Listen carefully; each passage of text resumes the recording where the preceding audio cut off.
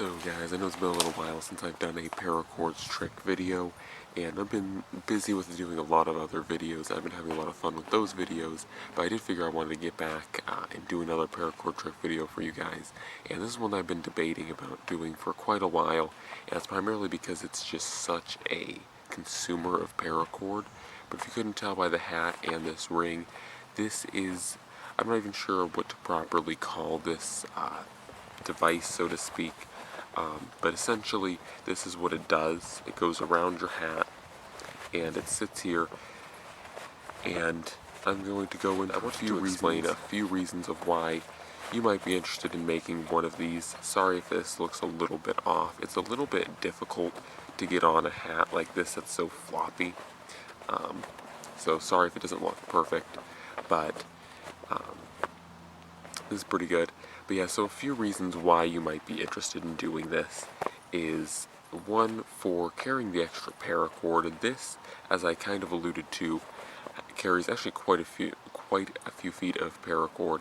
This is around 24 feet, and this is actually a little bit too small. If I was to redo this, I would recommend doing this with around 30 feet. You can tell this is 2 colors, so that would be 15 feet of each color, would be my recommendation to anyone building one of these. But definitely measure the circumference of your hat to see how much you need to do. Now, as far as and I like this adjustability. I wanted to include the adjustability. You could always make this like a normal knot and loop kind of thing, or buckles, but I thought the adjustability would be really nice because you can put it on your hat and then adjust it down, which is getting into one of the other good reasons for having this on your hat, especially a floppy hat like this. They can be a little loose fitting on the head at times, and especially if you have a smaller head, having something like this is really nice because, like I said, you can kind of tighten it down a little bit and have it hold just a little bit more tension and have it sit, or have the hat fit you a little bit better. Of course, like just about every other paracord project, it also adds a really nice flair of style, especially to something that looks so plain as this hat here. It's very tan, and so to have this nice little pop or flash of style is always awesome. Once again, sorry for this fitting. But anyways, guys, that's pretty much how I did it, and I do apologize for not taking you guys along on the build. With a lot of these builds, this is like the first time I've ever attempted to do this, so I like to do it off camera and then actually bring my thoughts to you guys, just so that I don't waste paracord or guess too high or too low. That's something that I kind of dislike in other tutorials, so I bring it to you guys once I'm done. Of course, this is a shark jawbone, but you can do this in just about any other weave. Just keep in mind that, like I said, this is 24 feet, and even this is a little too small. Like I said, you're going to be looking at around 30 feet.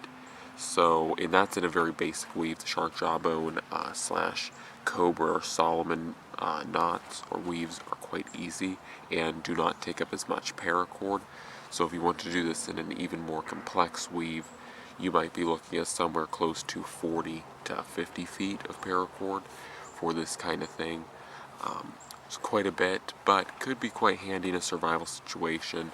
But actually, if it didn't take up so much paracord, I'd love to actually do like a sanctified weave around here. I think that'd be pretty cool. Get a little bit more in depth. Anyways, this is all made out of one piece of paracord, or this is actually fused because it's 2 different colors, but one fused piece of paracord, 12 feet of each, and you essentially, from the get-go here, you start off, you measure out your entire circumference of how long you want the bracelet to be, and then you essentially find that piece, make that core, and then once you have the core made, if you could imagine, the strands come up over and you just do your cobra weave.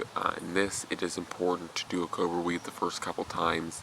So as you can see, it starts out as a cobra and then switches over into a shark jawbone.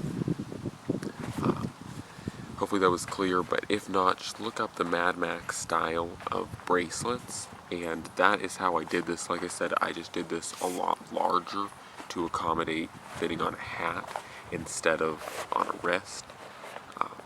So that's how I did it, And hopefully you guys like this mod. I think it's actually a pretty neat mod, and once again, really not seen very much. It adds a really nice splash style to any hat, really. So anyways guys, thank you for watching. Don't forget to comment, like, share, subscribe, and if you guys need any more clarification on these, or how to make these, definitely let me know in the comments. And if you like this build, do share it, and that's all for now, and I'm out.